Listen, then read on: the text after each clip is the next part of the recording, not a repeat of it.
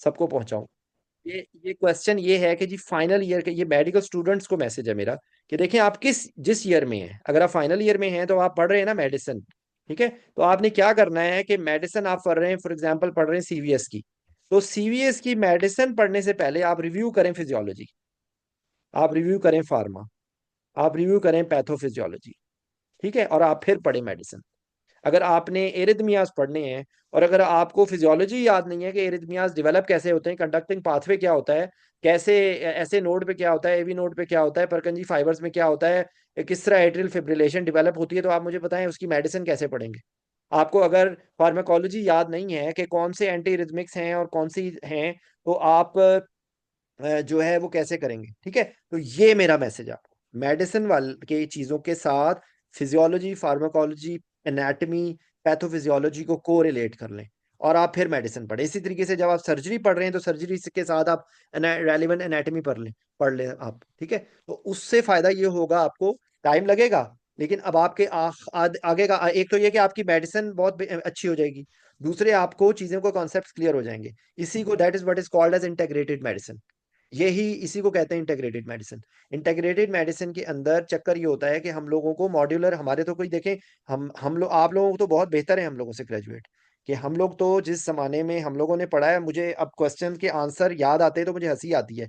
Second year MBBS में हमारा physiology में क्वेश्चन था, describe in detail control of respiration, ठीक है। कैन यू बिलीव दिस, ये हमें क्वेश्चन आया था, आता था, 25 नंबर का एक क्वेश्चन होता था, और लिख दो जनाब जो कंट्रोल ऑफ रिस्पिरेशन के बारे में पता है वो डाइव का फार्मूला और एपनियोस्टिक सेंटर, और लिखते जाओ लिखते जाओ लिखते जाओ लिखते जाओ लिखते जाओ। ये हमें इस तरह के क्वेश्चंस आते थे। आप लोगों को तो अब इस तरह नहीं होता, हमें कोई क्लिनिकल कोरिलेशंस नहीं पढ़ाई जाती थी। आप अब चीजें बेहतर हो गई। मुझे याद है हम लोगों के बायोकेमिस्ट्री का पेपर में एकदम से आ गया था, child's nappy turns black on exposure to air. Maybe Ahmad बता सकता है कि ये क्या चीज है, मुझे तो भूल गया, अभी भी मुझे याद नहीं है। लेकिन वो एक था, विच इन बॉर एरर और मेटाबॉलिज्म इज दिस। तो हम लोगों की सारों की हवाइयां उड़ी हुई थी क्योंकि कभी क्लिनिकल हम लोगों ने पढ़ा ही नहीं था। तो वो फिर हमारे बायोकेमिस्ट्री के टीचर खुद आए, उन्होंने कहा कि फिक्र ना करो, जो जो लिख देगा मैं पास कर दूंगा। ठीक है, दैट इज व्हाट हैपेंड, ठीक है। क्योंकि वो पहली दफा उन लोगों ने हमें क्वेश्चन इस तरह के पूछे थे जो क्लिनिकल कोरिलेशन के साथ थे।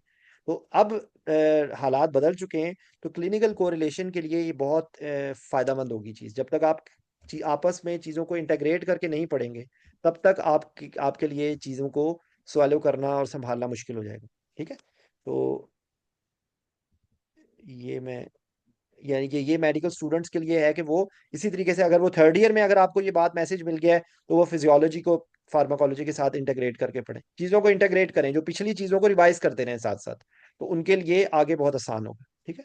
अच्छा, ये चीज़